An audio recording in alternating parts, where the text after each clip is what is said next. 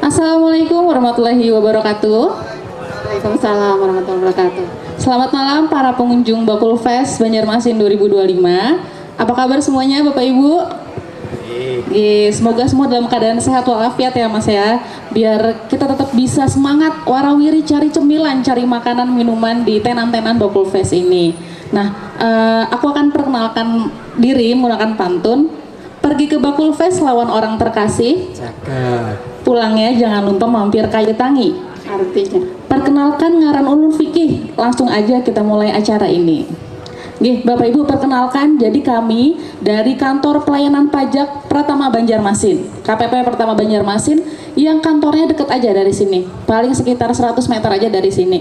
Nah, karena kita dari kantor pajak Bapak Ibu, jadi kita ada kebiasaan biasanya manggil sapaan Bapak Ibu semua ini dengan kawan pajak. Jadi saya izin nanti mungkin di acara nanti saya akan manggil Bapak Ibu pakai kawan pajak nih Bapak Ibu.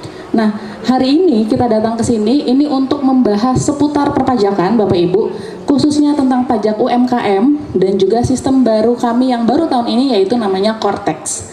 Nah, untuk bahas itu semua Bapak Ibu, aku nggak sendirian. Jadi di sini aku sama dua orang penyuluh dari KPP Pertama Banjarmasin, penyuluh yang keren-keren semua. Yang pertama ada Kak Utami. Selamat malam Kak Utami. selamat malam Mbak Vicky. Oke, sehat ya Kak Utami ya? Alhamdulillah. Alhamdulillah sehat. Yang kedua ada Kak Khairul. Gini, selamat malam Kak Khairul, apa kabar? Selamat malam Kak Vicky. Selamat malam semua pemirsa di Bakul Fest. Betul, nih Kak Khairul sama Kak Utami udah jalan-jalan belum nih? Udah pernah kesini belum sebelumnya nih? Sebelumnya udah survei dikit-dikit lah ya. Udah sering lah kita kesini nih.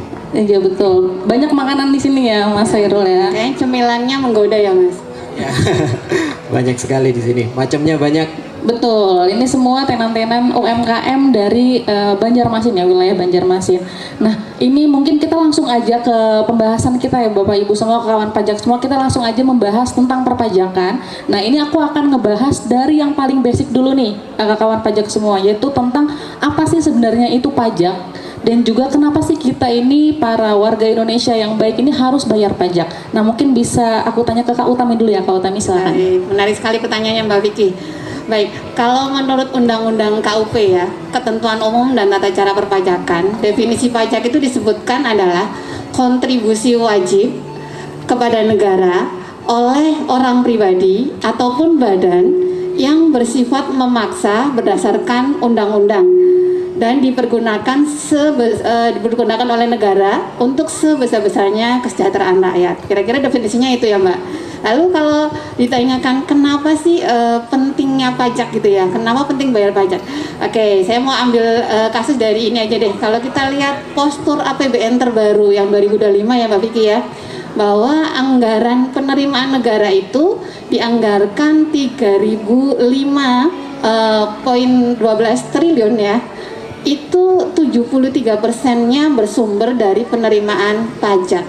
Jadi bisa dibilang pajak itu jadi tulang punggung penerimaan negara gitu ya. Jadi kami menghimbau gitu ya, minta kerelaan nih warga Banjarmasin khususnya untuk bersedia gitu ya, ikut mensukseskan agar penerimaan pajak tercapai, karena itu akan memiliki relevansi untuk keberlanjutan pembangunan.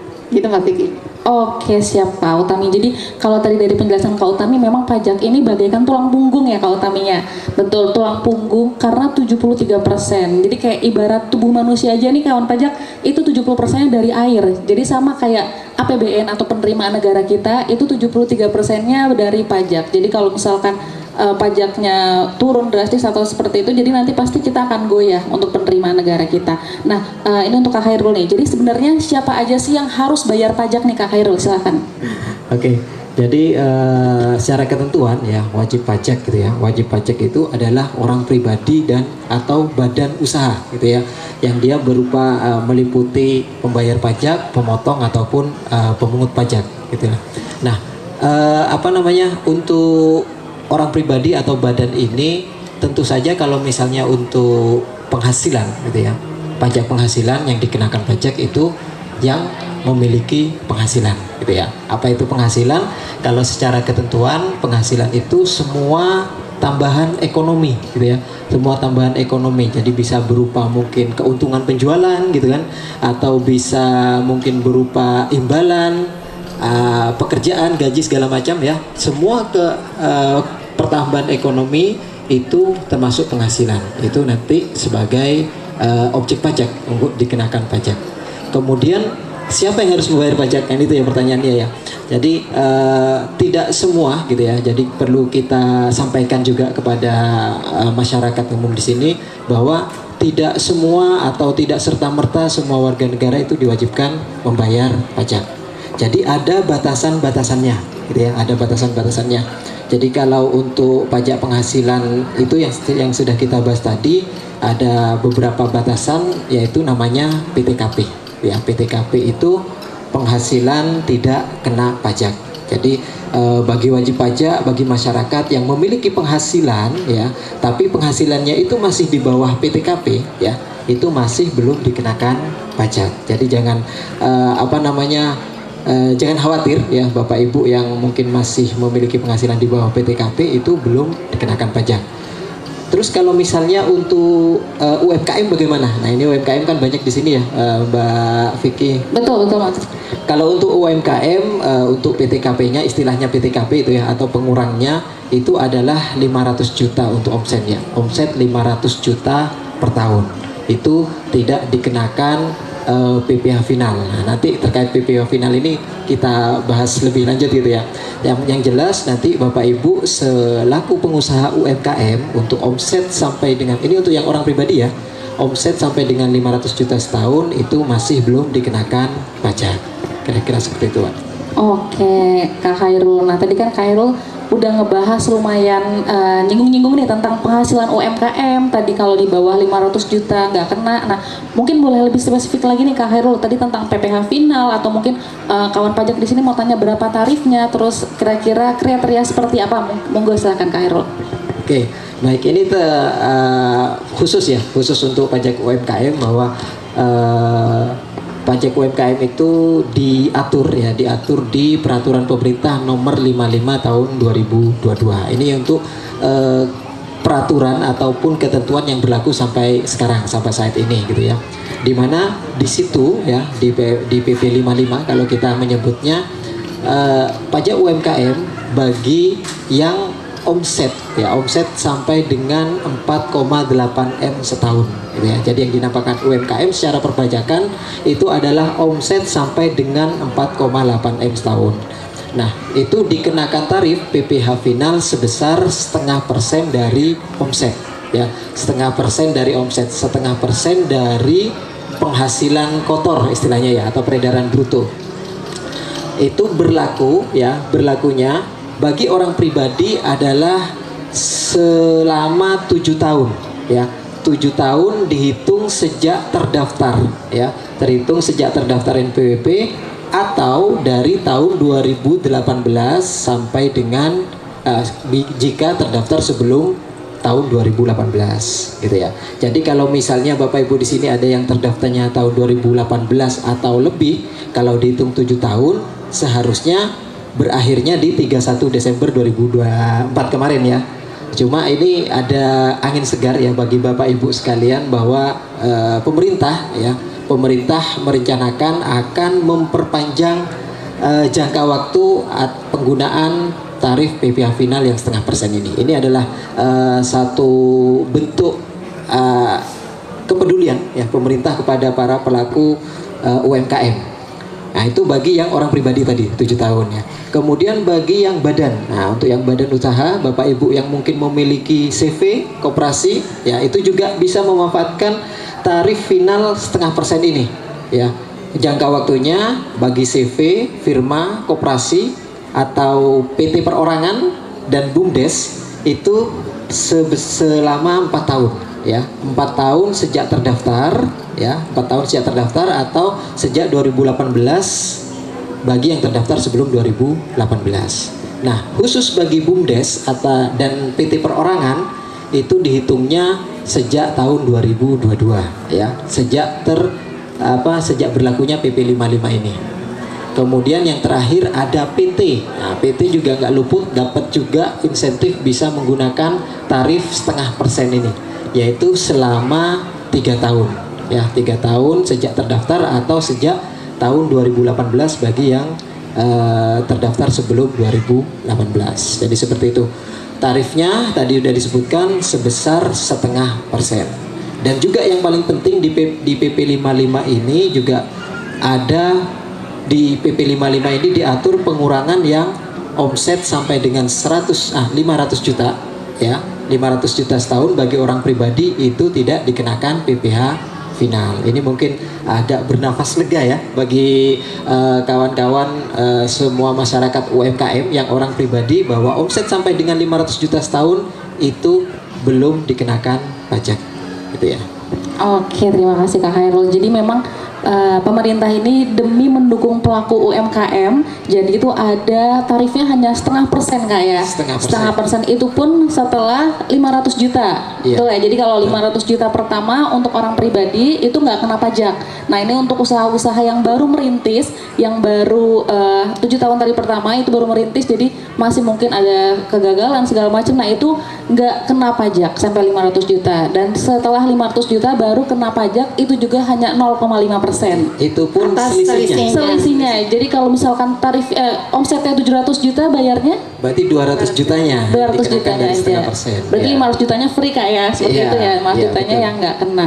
Seperti itu. Nah, tadi kan sudah dijelaskan tentang pembayaran pajak nih Kak Utami ya. Nah, sebenarnya apa aja sih kewajiban perpajakan yang harus dipenuhi oleh para pelaku UMKM yang mungkin di sini tenan-tenannya semua nih kira-kira. Boleh dijelaskan Kak Utami, monggo. Baik, mungkin saya bisa jelaskan terkait siklus wajib pajak ya. Kita mengenalnya DBM, daftar, bayar, lapor gitu ya Mas. Nah untuk proses daftar terlebih dahulu, wajib pajak Bapak Ibu semuanya gitu ya, ketika akan mendaftarkan usahanya gitu, silahkan bisa melakukan registrasi atau pendaftaran secara online. Kalau sekarang bisa dilakukan di akun Cortex gitu ya. Nah kemudian untuk proses bayar nih Mbak, proses bayar meliputi dari proses penghitungan atau pencatatan penghasilan, kemudian menghitung besarnya pajak terutangnya itu sendiri, lalu dibuatkan kode billing, baru setelah itu dilakukan pembayaran. Terkait pembayaran mungkin ada sedikit yang pengen kami luruskan nih Mbak. Kadang orang berpikir kalau bayar pajak itu di kantor pajak ya. Oke, betul. Nah, di sini coba kami luruskan Bapak Ibu bahwa pembayaran pajak itu tidak bisa diterima di kantor pajak karena kami hanya mengurus administrasi pembayarannya. Kalau Bapak butuh asistensi terkait kode billing, kami siap membantu. Tapi ketika Bapak Ibu akan melakukan pembayaran, justru nggak bisa diterima di kantor pajak Kita ya. nggak terima sama sekali ya Mbak ya. Jadi pembayaran itu harus dilakukan di kantor pos, bank persepsi, ataupun secara online ya, e-banking, ATM gitu ya. Bahkan beberapa marketplace pun sekarang sudah bisa ya menerima Betul, pembayaran pajak. Nah, kalau pembayaran sudah oke, tadi daftar, bayar, sekarang yang ketiga adalah lapor. Nah, untuk lapornya nanti Bapak dan Ibu bisa melaporkan juga di aplikasi Cortex untuk pelaporan pajak tahun 2025, sedangkan pelaporan pajak untuk sebelum tahun 2025 masih di DJP online gitu ya. Nah, sedikit Mbak Vicky, saya ingin menjelaskan kalau pajak itu sebenarnya sangat pro loh ke UMKM, karena pajak tuh nggak melulu budgeter gitu ya, anggaran-anggaran gitu yang ngumpulin penerimaan, enggak, tapi juga ada fungsi regulernya ya. Coba kita kalau kilas balik ke belakang dulu, ketika ada pajak UMKM ya, PP 46 tahun 2016 ya Mas Herul ya, itu pajak UMKM itu 1% Mbak. Oke, berapapun penghasilannya kena 1%, oke?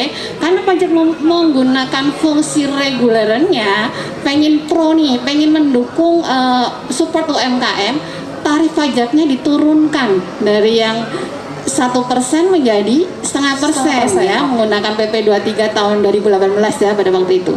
Nah, kemudian ada angin segar lagi di tahun 2022 untuk UMKM orang pribadi, selain diturunkan menjadi 0,5%, mereka juga dapat fasilitas pengurang ya. Jadi ada batasan penghasilan yang dikenakan PPh final ya. Udahlah tarifnya diturunkan 0,5% ya, di bawah 1%.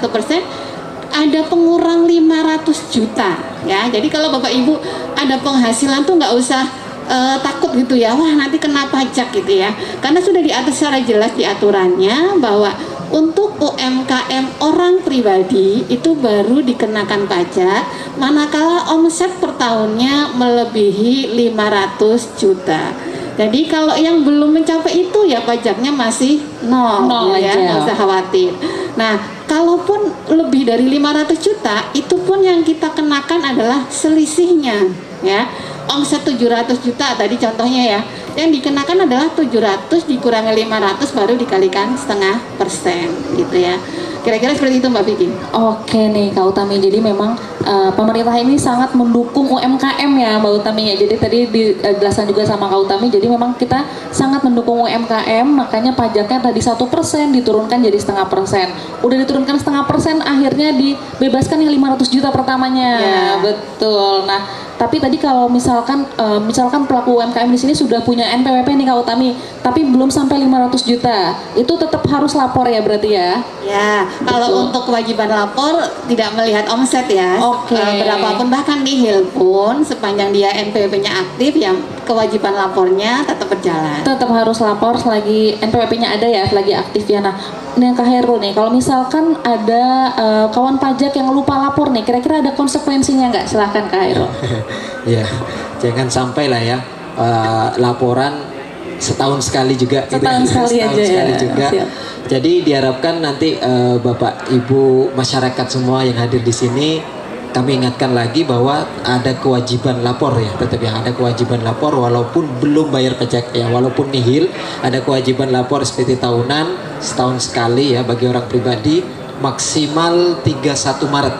Ya, 31 Maret. 31 Maret. Jadi mungkin untuk tahun 2025 ini pelaporannya mulai 2026 ya. Mulai 2026 start awal tahun sudah bisa laporan maksimal tanggal 31 Maret. Jadi diingat-ingat jangan sampai lupa ya Bapak Ibu, dan juga jangan mepet-mepet.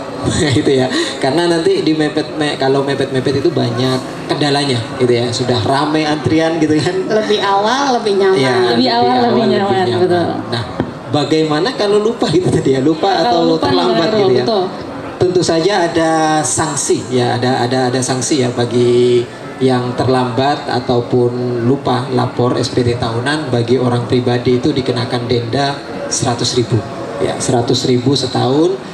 Tapi walaupun kelihatannya kecil ya, eman-eman ya Bapak Ibu ya, apa ya bahasa sayang ya, sayang ya, Sayang. 100.000 dibuat bayar denda gitu ya, lebih baik Bapak Ibu Dipentol di situ ya. Iya betul, bisa buat belanja gitu kan, 100.000 daripada buat bayar denda. Jadi diharapkan bisa melaporkan SPT tahunan tepat waktu. Baik Kak Hairul nih, jadi jangan sampai lupa nih Bapak Ibu, dicatat semua. Jadi untuk pelaporan SPT tahunan 2025 nanti bisa dilaporkan di tahun 2026 mulai dari tanggal 1 Januari ya Kak Hairul ya, Mbak Utami ya. Batas waktu pembayarannya mungkin juga tadi belum disebutkan ya. Oke, silakan. Ya, kalau pembayaran paling lambatnya adalah setiap tanggal 15 bulan berikutnya ya. Oke, jadi setiap Kayak bulan bayar ya. listrik aja ya. Oh iya diinget-inget betul. deh. Biar gak terlupa. Jadi untuk pembayarannya kalau memang sudah terkena pajak, pembayarannya setiap sebulan sekali, maksimal tanggal 15 di bulan berikutnya seperti itu. Tapi untuk pelaporan SPT tahunannya tetap di mulai tahun depan dari awal Januari sampai dengan 31 Maret untuk orang pribadi. Seperti itu. Kalau untuk badan usaha Kak Hairul. Oh iya, badan usaha tadi. Tadi yang orang pribadi 100.000 dendanya, bagi yang badan usaha ini lumayan nih. Ya, kalau terlambat atau tidak lapor SPT dendanya 1 juta. 1 juta rupiah. Sayang Waduh, sekali banyak kalau misal banget. sampai kena denda gitu ya. Jadi ya, tapi kalau untuk badan usaha batas waktunya itu 30 April. Gitu ya. Oke, Jadi beda masih sebulan ya. Ada sebulan ya, ada spare sebulan karena memang lebih kompleks ya kalau badan usaha, ada laporan keuangan segala macam Betul, gitu betul. kan. Untuk melaporkan SPT tahunannya. Oke, tadi nyinggung laporan keuangan, berarti yang harus dibawa nanti laporan keuangan ya Kak ya? Ya, tentu saja itu Oke. nanti. Yang penting minimal laba rugi sederhana, Laba gitu rugi, ya, neraca oke, sederhana neraca. gitu ya. Siap, nanti kalau misalkan bingung nanti boleh ke KPP pertama Banjarmasin Siap, ya. ya, tinggal nyebrang aja. Tinggal nyebrang aja. Oke, nah tadi kan sudah disinggung tentang pelaporan SPT ya Bapak Ibu semua kawan pajak. Nah kalau ngomongin pelaporan SPT ini sudah pasti via online. Nah, kalau via online ini tadi di awal tahun itu sudah gempar banget yang namanya sistem kita yang baru yaitu Cortex. Nah, ini kita mungkin akan ngebahas, sekarang kita masuk ke pembahasan Cortex ya kawan pajak semua. Kita boleh nanya ke Kak Utami nih, kira-kira Cortex ini bedanya dengan sistem sebelumnya apa Kak? Boleh silakan. Baik, Cortex itu merupakan sistem kami yang terbaru, sistem dari DJP yang terbaru gitu ya. Ini adalah upaya memodernisasi sistem informasi administrasi perpajakan. Jadi sesuai amanat Perpres 40 tahun 2018 ya, memang DJP diamanatkan untuk melakukan pembaharuan sistem inti administrasi perpajakan. Nah, kalau ditanya nih bedanya sama sistem yang lama apa gitu ya. Jadi keunggulannya adalah bahwa di Cortex ini semuanya diintegrasikan menjadi satu. Kalau mungkin ya Bapak Ibu di sini sudah ada yang pernah masuk mengakses Cortex gitu ya. Ibaratnya itu dalam satu tampilan layar Bapak dan Ibu sudah bisa melaksanakan seluruh kewajiban perpajakannya, mulai dari registrasi atau pendaftaran, pembayaran, pelaporan gitu ya, bahkan permohonan atau pengajuan layanan perpajakan lainnya gitu ya. Nah, itu semuanya dalam satu tampilan layar. Coba bandingkan dengan aplikasi legacy yang dulu ya. Ketika Bapak Ibu akan mengajukan atau melaporkan PPN gitu ya, setidaknya ada 3 aplikasi yang harus diakses. Ada e-faktur desktop, web, Innova gitu ya. Nah, kalau di Cortex itu semuanya jadi satu. Jadi upaya mengintegrasikan dan menyederhanakan layanan perpajakan itu implementasinya berupa Cortex gitu Mbak. Jadi insya Allah kalau Cortex sekarang insya Allah jauh lebih smooth ya, udah nggak sering error-error kayak dulu ya, kayak awal-awal. Jadi banyak kemudahan gitu ya, lebih sederhana gitu. Apalagi nantinya kalau Bapak Ibu nanti ya cobain lapor SPT tahunan yang 2026 gitu, 2025 ya. Insya Allah data Bapak dan Ibu tuh udah nggak perlu input lagi ya, karena akan tersedia di akun Cortex-nya masing-masing. Tapi syaratnya Bapak, Ibu dan Ibu sudah mengaktifkan akun Cortex-nya ya. Ya. Oke, kawan pajak semua, ada azan, kita break sebentar sampai habis azan kita lanjutkan lagi.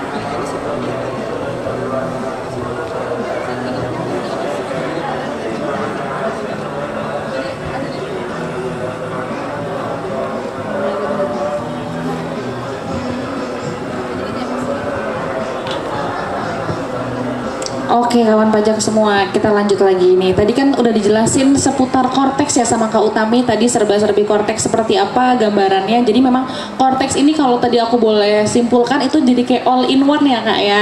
Seperti itu, jadi semua dari pendaftaran, pembayaran, pelaporan, ya, sampai pemeriksaan pun kita bisa mengaksesnya kawan pajak semua melalui Cortex. Yang mana ini tujuannya pastinya untuk memudahkan semua kawan pajak. Jadi nggak perlu repot-repot ada banyak web, banyak aplikasi. Jadi semua jadi satu dalam Cortex. Nah, untuk Kak Utami lagi nih, kira-kira kenapa sih wajib pajak ini dihimbau untuk mengaktifkan akun Korteksnya tadi? Kenapa urgensinya seperti apa Kak? Boleh jelaskan? Baik, jadi syarat pertama wajib pajak bisa mengakses Korteks ya harus mengaktifkan akun Korteksnya gitu ya.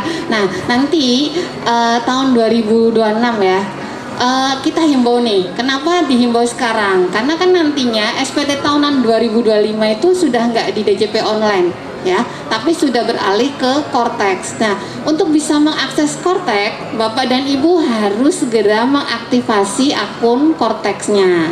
Nah, kalau udah aktivasi ada satu syarat lagi Mbak, biar bisa melaporkan SPT-nya nanti ya, itu yaitu harus mengajukan permohonan kode otorisasi atau istilahnya ya password untuk tanda tangan gitu ya, karena nanti setiap pelaporan pasti diminta untuk melakukan approvement ya. Nah, approvement itu menggunakan kode otorisasi gitu. Jadi kenapa urgensinya apa ya, kalau nggak melakukan aktivasi ya nggak bisa masuk ke Korteks itu Mbak. Jadi memang syarat pertamanya ayo segera lakukan aktivasi akun Korteksnya sekarang, biar tahun depan pada saat mau melaporkan nggak kesusahan ya, karena untuk mengaktifasi itu juga butuh waktu dan butuh verifikasi ya.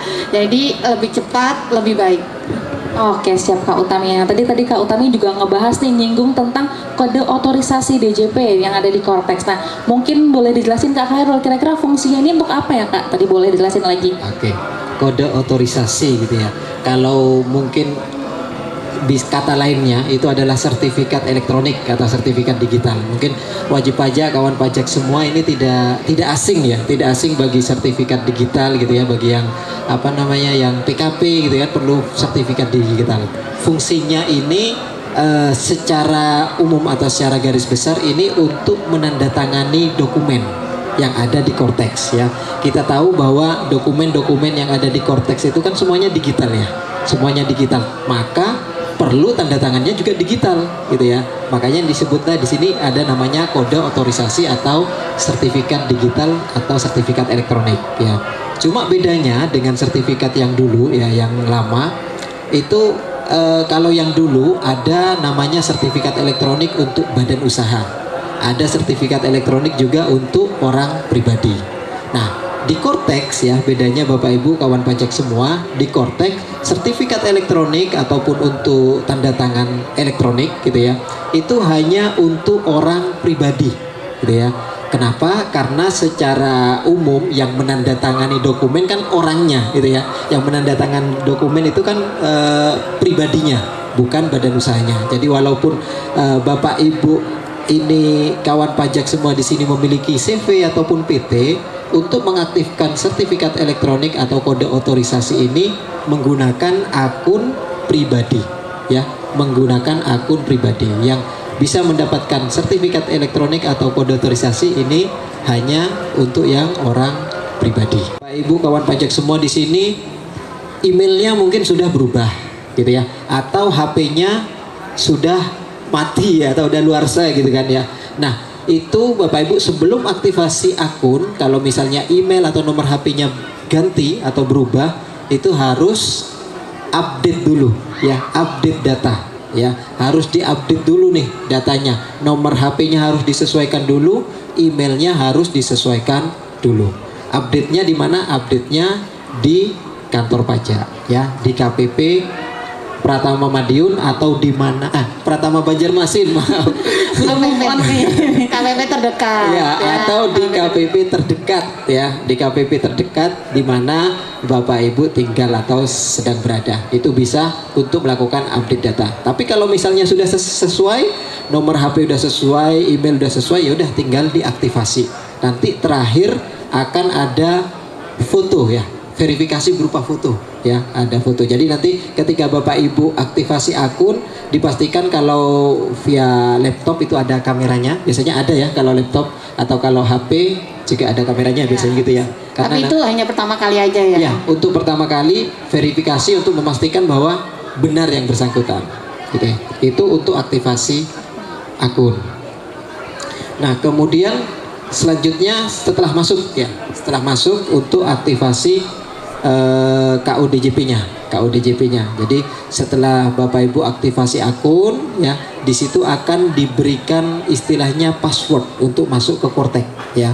Mungkin passwordnya itu masih berantakan ya. Kalau pertama kali aktivasi passwordnya itu masih berantakan, silahkan bisa dipakai dulu kemudian diubah gitu ya. Seperti Bapak Ibu mungkin buat akun medsos gitu ya. Password email. Ya, password email silakan nanti bisa diubah passwordnya. Kalau untuk password Cortex itu terdiri minimal dari 8 digit ya, 8 digit, harus ada huruf besar, huruf kecil, angka dan karakter khusus gitu ya. Memang passwordnya ini dibuat lebih lebih aman ya, biar lebih aman ya, dibuat lebih kompleks biar lebih aman. Tapi yang penting Bapak Ibu harus ingat itu passwordnya gitu ya, karena itu untuk mengakses ke Cortex gitu ya. Nah, setelah Bapak Ibu masuk ke Cortex, nanti di situ ada menu untuk melakukan permintaan kode otorisasi. Menunya ada di portal saya ya, di bagian profil di portal saya. Nanti di pilihannya itu nanti ada permintaan kode otorisasi. Nanti silahkan itu diklik. Nanti datanya akan masuk tersedia secara otomatis. Bapak Ibu tinggal membuat yang namanya passphrase ya, passphrase. Jadi kalau Bapak Ibu di sini familiar dengan tanda tangan elektronik, pasti familiar dengan passphrase gitu ya. Passphrase itu mirip lah ya dengan password ya, cuma ini biasanya untuk tanda tangan ya, namanya passphrase. Itu sama ya Bapak Ibu ya, syaratnya sama, ada huruf besar, huruf kecil, angka dan juga karakter khusus. Kalau disamarkan dengan password Cortex boleh juga, kalau misalnya Bapak Ibu ingin menyamakan atau dibuat berbeda juga boleh. Mungkin lebih aman berbeda gitu ya. Tapi kalau misalnya takut lupa gitu ya, mau satu aja gitu ya. Mau satu aja disamakan nggak masalah gitu ya. Oke, siap Kak Khairul. Jadi sebenarnya kalau untuk aktivasi akun Cortex sendiri nih, sebenarnya kawan pajak gampang banget. Tinggal buka website aja masing-masing di cortexdjp.pajak.go.id. Nanti kita tinggal ikutin aja langkahnya di situ. Jadi semua bisa tanpa harus ke kantor pajak harusnya. Nah, tapi tadi sudah dijelaskan juga sama Kak Khairul, apabila ternyata email dan nomor handphonenya salah, harus datang ke kantor pajak ya Kak ya. Betul, harus ke kantor pajak terdekat seperti itu ya. Update. Untuk update data seperti itu. Nah, Kak Utami nih, kalau misalkan ternyata tadi benar nomor handphone dan emailnya nggak sesuai, kalau ada data-data lain, apakah bisa diupdate sendiri Kak di akun Cortex atau seperti apa? Boleh dijelaskan? Baik, tadi kan perubahan data terkait HP dan email memang harus datang ke kantor pajak gitu ya. Kantor pajaknya nggak usah khawatir Bapak Ibu, bisa di kantor pajak manapun yang terdekat dengan lokasi wajib Berarti pajak. di Madiun boleh ya tadi? Boleh. Lagi jalan-jalan ke Madiun gitu ya. Passwordnya boleh Mas. Jadi kita sekarang sistem layanannya borderless loh. Borderless. Ya bisa Tidak terbatas dimanapun, nggak harus di KPP terdaftar. Jadi kayak kami nih yang perantauan gitu ya, nggak harus pulang ke kampung buat perubahan data ya. Jadi di KPP manapun yang terdekat dengan lokasi. Nah, tadi pertanyaan Mbak Vicky, yang bisa dilakukan update mandiri itu apa? Yang bisa dilakukan update mandiri itu diantaranya adalah KLU ya, misalkan nih pada saat daftar masih pegawai gitu ya, kemudian udah resign punya usaha, KLU-nya kan ganti ya, misalnya jadi punya usaha rumah makan, kuliner gitu ya, biasanya UMKM banyak kuliner kan. Nah, kalau mau diupdate itu bisa dilakukan secara mandiri Mbak Vicky, langsung di akun Cortex-nya, di menu portal saya, perubahan data ya, nanti tinggal dipilih KLU-nya, klasifikasi usahanya. Bahkan klasifikasi usaha bisa lebih dari satu loh Mbak Vicky ya. Nah, cuman nanti tetap ditentukan KLU utamanya yang mana gitu ya. Jadi yang masih bisa secara mandiri ya Mbak ya itu. Tapi kalau untuk yang email, HP, alamat gitu ya, itu memang harus datang Mbak Vicky. Oke, jadi sebenarnya kalau untuk nomor handphone, email ini kan agak privacy ya Kak ya. Jadi memang harus datang langsung nih ke kantor pajak masing-masing demi agar data kawan pajak semua bisa aman, bisa tersimpan aman dengan kami. Seperti itu. Jadi kalau misalkan tadi kan udah dijelasin juga ya sama Kak Khairul, tadi sempat ngebahas tentang ada verifikasi wajah, ada di foto untuk aktivasi pertama kali. Nah Kak, kalau misalkan pada saat wajib pajak nih kawan pajak semua mau verifikasi tapi ternyata gagal, kira-kira harus gimana nih Kak? Silahkan. Oke. Jadi untuk verifikasi wajah ya, ini memang kita ngelinknya langsung ke apa ya, Dukcapil ya, Disdukcapil gitu ya. Dukcapil ya, data Ya, Dukcapil. data Dukcapil itu istilahnya gitu ya. Jadi tipsnya kalau untuk verifikasi wajah ya Bapak Ibu, yang pertama wajah menghadap ke depan, tentu saja menghadap ke depan ya, ke arah kamera maksudnya gitu ya. Istilahnya Belakang nggak boleh, Mas, belakang. ya nggak bisa. Istilahnya harus foto KTP lah gitu ya, pose KTP gitu ya, foto Semirip mungkin, ya, ya. semirip mungkin dengan KTP, hadap ke depan, kemudian pencahayaan harus cukup gitu ya, jangan sampai ya Jangan terang gitu ya, digelap-gelap ya. pencahayaan cukup, tidak di tempat yang gelap gitu ya, ya itu. Kemudian kalau misalnya itu masih belum gitu ya, mungkin bisa dicoba dengan mengganti perangkat gitu ya, perangkat ganti browser atau mungkin Device-nya ya, iya, yang dipindah. device-nya diganti atau beralih, mungkin ada jaringannya yang kurang pas gitu ya, Ya, itu masih bisa stabil gitu ya bisa jaringan. dicoba gitu ya, sehingga nanti ketika verifikasi bisa tercapture dengan pas gitu ya, kemudian lolos untuk bisa aktivasi akun. Oke, nah itu kawan pajak semua. Tadi kalau misalkan gagal-gagal nih dalam verifikasi wajah, tadi boleh diikutin caranya dari Kak Hairul. Ya. Jadi kalau misalkan kita harus sama dengan foto KTP ya Kak ya. Ya. Kalau foto KTP kita nggak pakai kacamata, berarti nggak boleh pakai kacamata Oh juga iya, ya. betul, ya. Betul, harus dilepas juga. Nah itu ya kawan pajak semua. Nah itu kan tadi kalau ada kegagalan dalam verifikasi wajah nih Kak. Kalau misalkan ternyata wajib pajak nih mau aktivasi, tapi ternyata NIK atau NPWP-nya tidak dikenali, boleh dijelasin Kak Utami gimana tuh caranya? Baik, itu ada beberapa kemungkinan ya kenapa NIK sama NIK atau NPWP-nya itu nggak dikenali. Jadi yang pertama nih, bisa jadi typo Mbak.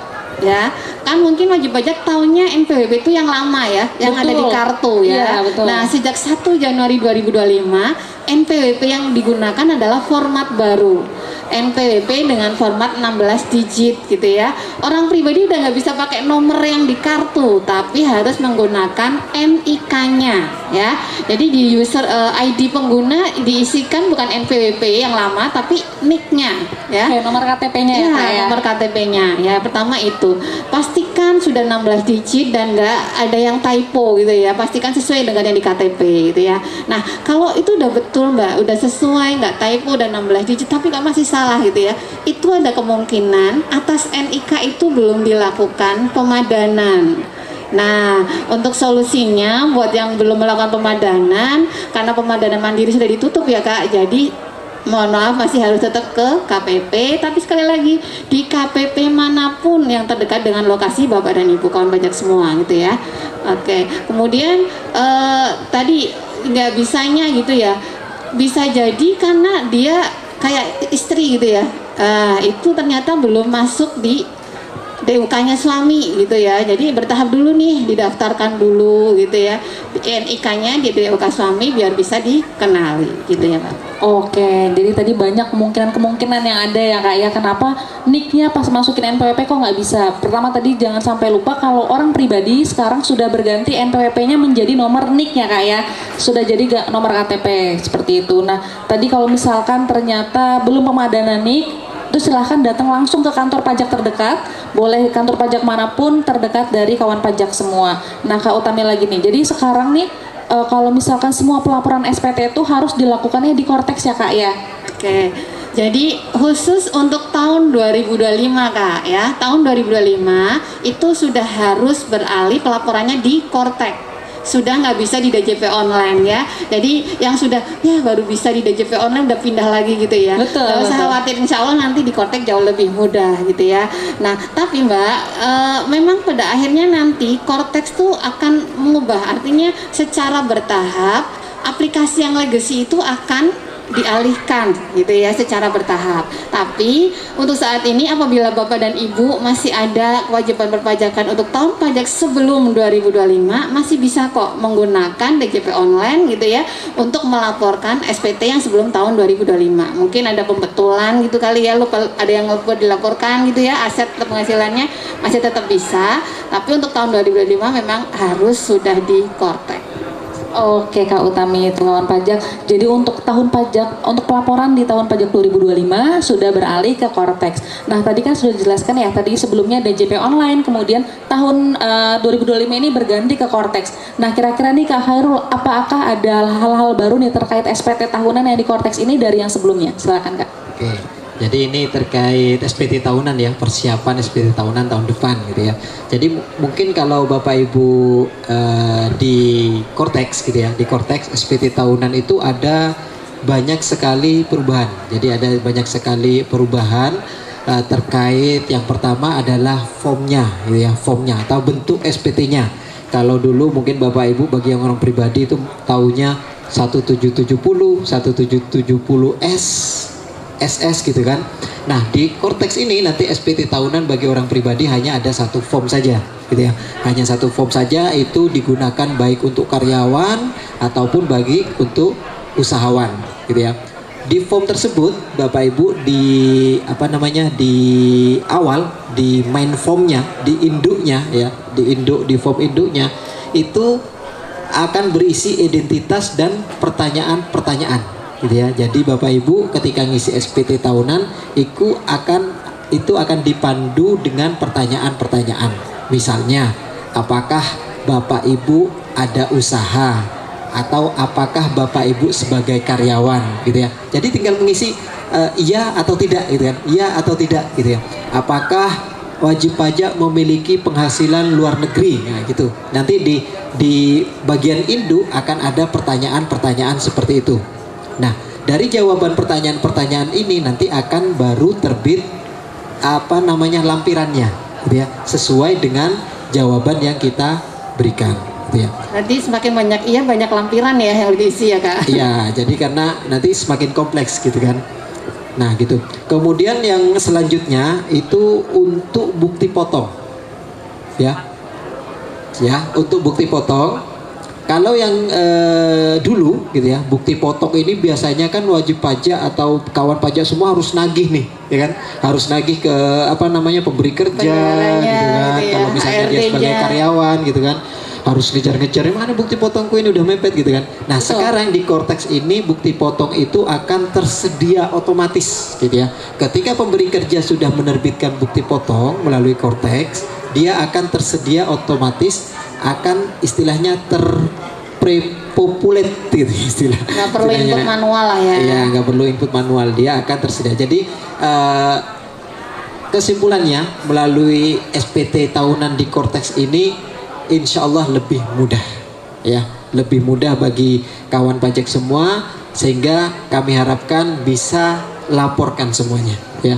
Oke, siap. Jadi kalau dulu kita harus ngejar-ngejar pemberi kerja untuk dapetin bukti potong, kalau sekarang udah otomatis ada ya Kak ya. Itu ya Sudah pembedanya masuk, ya. Ya, di Korteksnya masing-masing. Sudah masuk di Kortex masing-masing pegawai seperti itu ya Kak. Nah dari tadi ini kita udah ngomongin banyak hal tentang pajak UMKM, tentang Kortex sampai dengan pelaporan SPT. Nah ini mungkin Bapak Ibu semua, kawan pajak semua mungkin masih ada yang kepo-kepo nih. Mungkin masih ada yang mau bertanya kepada kami, kepada para penyuluh nih, mumpung masih ada penyuluh-penyuluhnya. Bisa langsung aja angkat tangannya untuk bertanya. Itu ya Kak ya. Itu Mbaknya udah langsung Oke, siap. kayak Putri Indonesia loh. Iya. Ini kebetulan kita bawa banyak souvenir ya Kak ya. Iya. Ada iPhone ya Kak ya. Kita punya banyak souvenir untuk penanya-penanya. Oke, silakan Bu. Assalamualaikum warahmatullahi wabarakatuh. Izin Waalaikumsalam bertanya Bapak dan Ibu wabarakatuh. terkait dengan SPT tahunan dan Kortex. Saya ini kan UMKM dan saya ini sempat vakum ya hampir 1 tahun karena sakit. Jadi otomatis kan SPT itu akhirnya tidak terurus, dan ada kadangkala aplikasi untuk penjualan online yang bisa masuk ke pemerintahan harus menggunakan SPT tahunan. Nah, misalkan sudah nih saya setahun lebih tidak lapor pajak, apakah itu kalau bahasanya kalau di UMKM kan akun akan turun. Nah, apakah itu bisa di-upgrade melalui Kortek? Sedangkan ibaratnya kan kadangkala ada kita punya HP tidak menunjang karena keberatan berbagai macam aplikasi. Pertanyaan saya, mohon maaf, apakah aplikasi ini tidak akan memberatkan memori HP? Satu, yang kedua, bagaimana misalnya otomatis kan SPT kita itu kalau tidak terurus setahun lebih akan mati ya Pak Bu ya. Apakah itu masih bisa dihidupkan kembali dengan nomor yang sama? Karena jujur saya ada punya dua. Satu atas nama pribadi ketika saya bekerja dan itu yang saya masukkan ke dalam NIB kemarin. Dan satu lagi ada dibikinkan sama Kemenhunkam. Nah, itu yang mana yang harus saya laporkan? Apakah pajak pribadi atau pajak usaha atas nama PT Perseorangan? Mohon pencerahannya. Terima kasih. Assalamualaikum warahmatullahi wabarakatuh. Waalaikumsalam warahmatullahi wabarakatuh. Nih, baik, waalaikumsalam warahmatullahi wabarakatuh. Nah, tadi ada pertanyaan dari ibunya, mungkin boleh langsung dijawab aja sama Langsung Kak Utami, aja silakan. ya, baik Ibu, terima kasih atas pertanyaannya ya. Baik Ibu, oke, ya. Tadi Ibu bilang Ibu sudah punya 2 NPWP ya Bu ya, NPWP pribadi dan NPWP badan. Oke, tapi Ibu sudah setahun nggak pernah lapor SPT itu ya Bu. Pada saat Ibu bertransaksi di Inafrok baru tahu, wah SPT-nya belum dilaporkan, suruh lapor SPT itu ya Bu ya. Jadi Ibu, inilah pentingnya. Jadi jangan hanya ber-NPWP, tapi juga ikuti ketentuannya. Kalau sudah ber-NPWP berarti melekat kewajibannya untuk melaporkan SPT ya Bu ya. Berbeda dengan pembayaran pajak Ibu. Kalau pembayaran pajak itu kan ketika ada objek penghasilannya baru terutang gitu ya. Tapi kalau pelaporan pun Ibu nggak ada usaha tetap harus lapor ya Bu. Nah, kalau tadi Ibu bilang belum lapornya baru setahun kan ya Bu ya. Ya, baik. Insya Allah Ibu, kalau baru setahun itu belum dinonaktifkan, istilahnya itu nonaktif Bu ya, bukan dimatikan, bukan dinonaktifkan. Biasanya penonaktifan secara jabatan oleh sistem itu ketika wajib pajak tidak lapor SPT tahunan 2 tahun berturut-turut ya. Kalau 1 tahun kemungkinan status NPWP Ibu masih aktif kok Bu ya. Jadi kalau saran kami nih Bu, Ibu silahkan bisa mengakses dari HP Bu ya. Yang pertama untuk tahun 2024 Ibu bisa membuka DJP online ya. Jadi gini Bu, aplikasi kami ini juga edukasi buat wajib pajak ya, bahwa aplikasi kami itu aplikasi yang berbasis web ya Bu. Jadi kayak Ibu buka web aja Bu, nggak perlu diinstal apapun. Jadi nggak akan memberatkan HP Ibu ya. Dan ini juga edukasi bahwa kemarin-kemarin mungkin sempat dengar ya Bu ya, katanya ada penipuan yang nyuruh install aplikasi. Itu udah jelas penipuan karena aplikasi kami itu berbasis web Bu. Jadi asal bisa mengakses webnya langsung masuk, nggak ada install-installan gitu loh Bu ya. Jadi pertama kalau Ibu khawatir nanti memori HP-nya nggak cukup, insya Allah cukup Ibu, karena tinggal mengakses web aja. Nggak ada yang perlu diinstal gitu ya Bu ya. Nah, yang kedua pertanyaannya, yang dilaporkan yang mana? Saya jawab ya Bu, dua-duanya Ibu.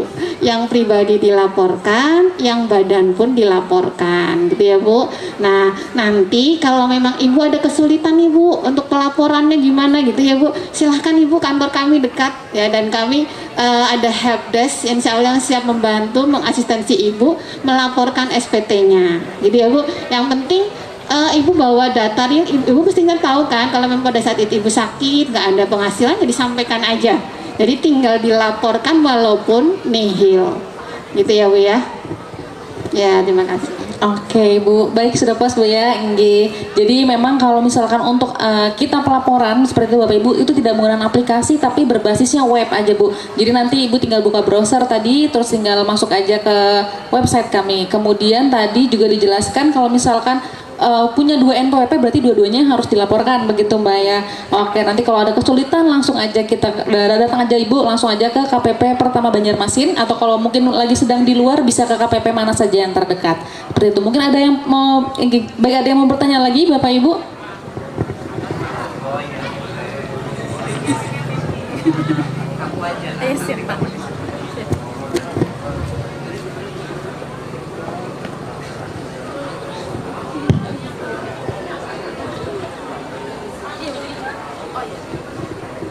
Selamat malam ya. Selamat malam Bapak. Saya mau bertanya, tahun kemarin 2024 itu kan untuk pajak UMKM di bawah 500 juta 0% sudah berakhir kan, yang sudah 7 tahun menggunakan tarif itu. Nah, yang saya dengar itu katanya diperpanjang sampai tahun 2028, apakah itu benar? Dan itu persyaratannya atau apanya bagaimana itu kalau untuk perpanjangan untuk tarif pajak UMKM-nya? Terima kasih. Oke. Satu lagi.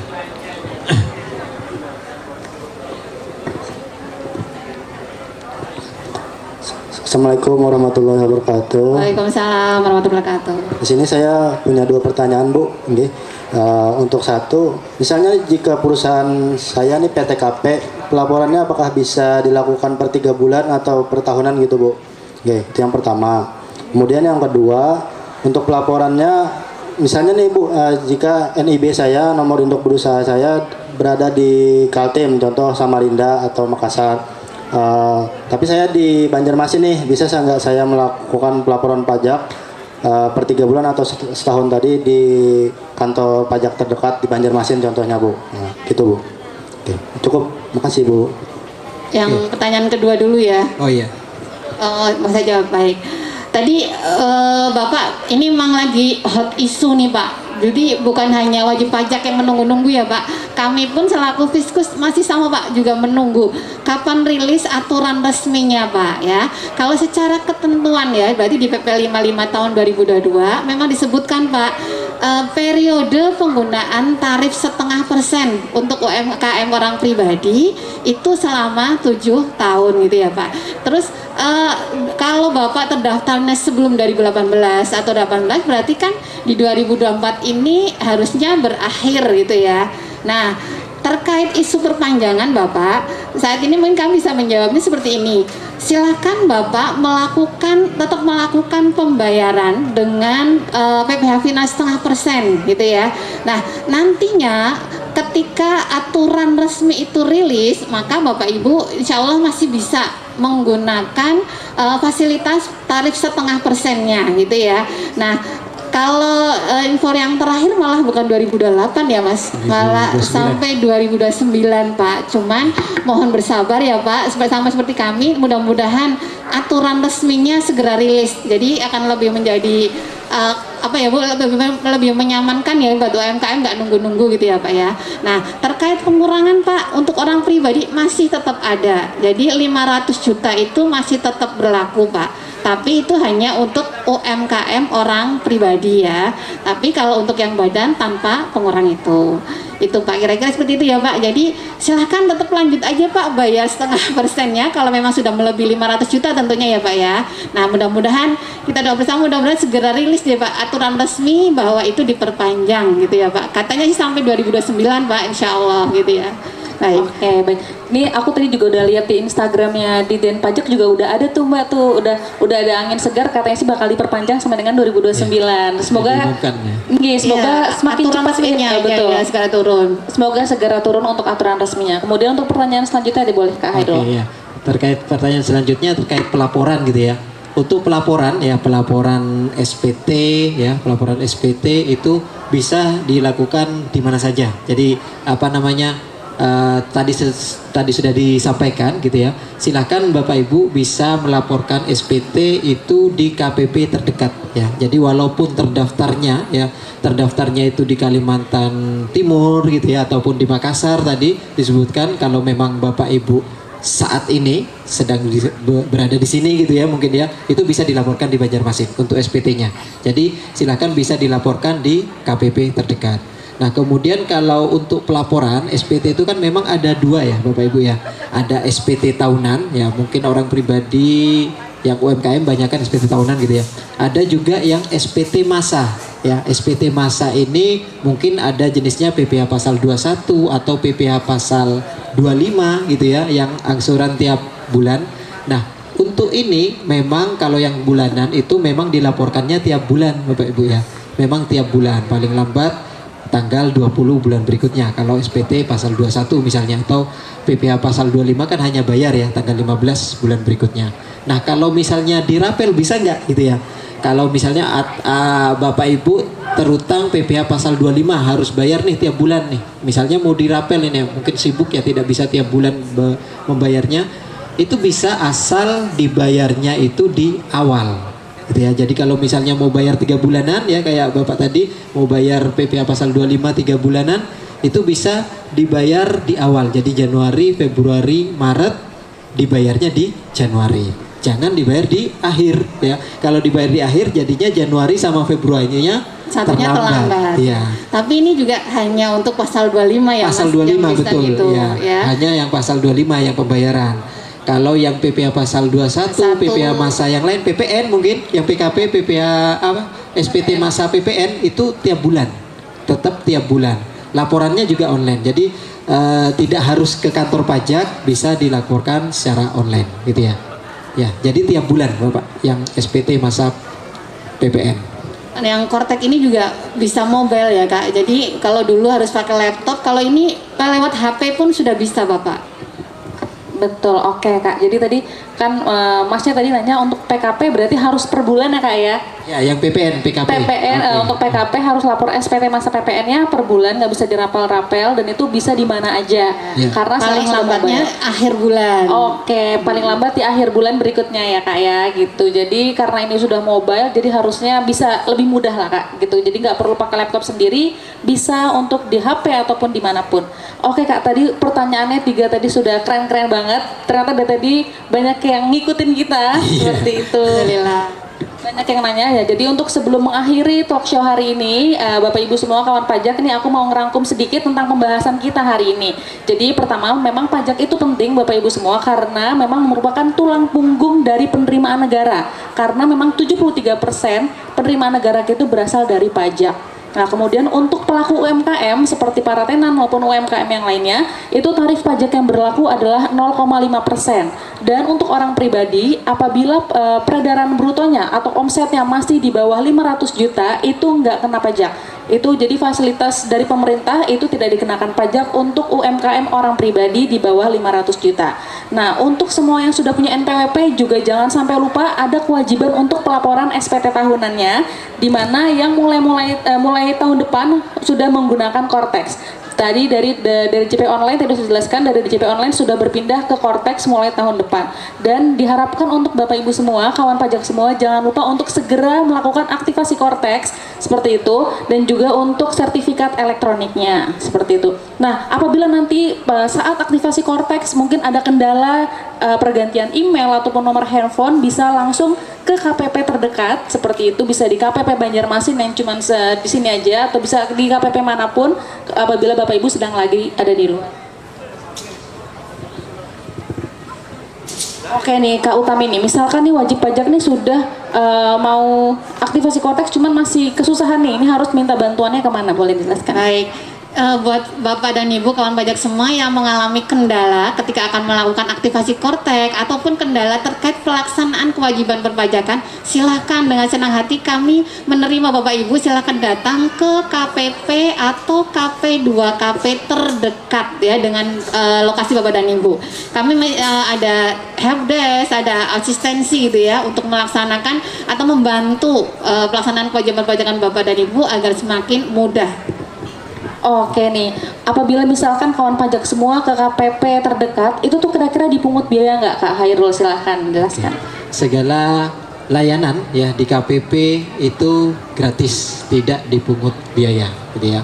Perlu juga kami ingatkan Bapak Ibu, hati-hati penipuan gitu ya. Sekarang banyak sekali beredar di masyarakat penipuan yang mengatasnamakan pajak. Jadi hati-hati ya Bapak Ibu, bahwa pajak itu tidak ada biasanya kalau penipuan itu diminta untuk install aplikasi gitu ya. Ya. Aplikasi entah itu aplikasi apa gitu kan, untuk diinstal itu hati-hati. Jadi kalau misalnya Kalau ada yang langsung minta install itu jelas penipuan. Itu sudah pasti penipuan ya, Karena ya. aplikasinya web based Nah. gitu Kita ya. pakai website. Tanpa perlu install. ya Betul. itu yang penting ya. Jadi hati-hati Bapak Ibu, karena memang sudah marak sekali ya penipuan di daerah di tengah-tengah kita gitu ya, mengatasnamakan pajak atau mengatasnamakan apapun. Kalau misalnya Bapak Ibu mendapatkan telepon apapun pesan dari nomor yang tidak dikenal gitu ya, jangan mudah percaya, sebaiknya dikonfirmasi terlebih Ya, dahulu. bisa dikonfirmasi ke kantor terdekat ya Bu ya. Ya. Memastikan ini betul nggak dari pajak. Tapi sebenarnya bisa diidentifikasi ya Mas ya. Ya.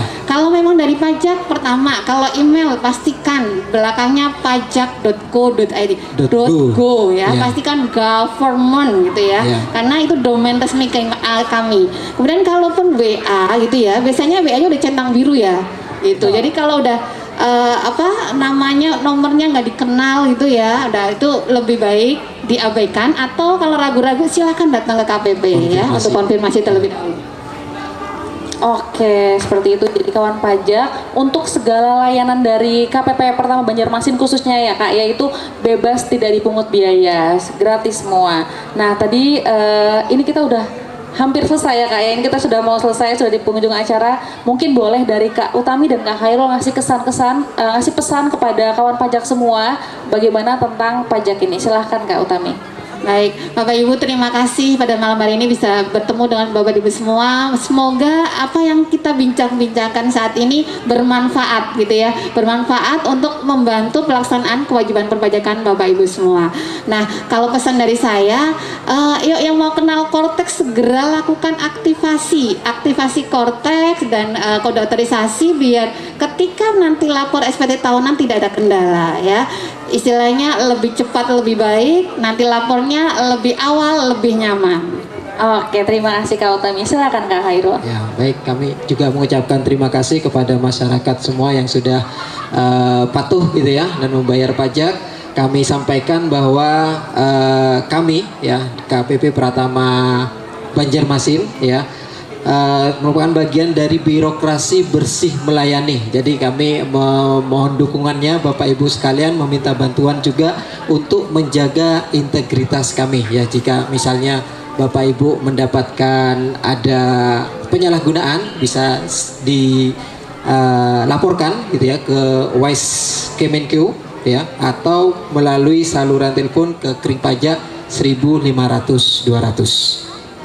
Oke Kak, terima kasih banyak untuk Kak Utami, untuk Kak Khairul atas pesan-pesannya kepada wajib pajak semua, dan juga terima kasih tadi sudah memberikan pencerahan dari awal mengenai pajak UMKM dan juga dengan Kortex. Nah, saya juga mengucapkan terima kasih banyak kepada Bapak Ibu semua di sini, kepada kawan pajak karena sudah mendengarkan kami dari tadi.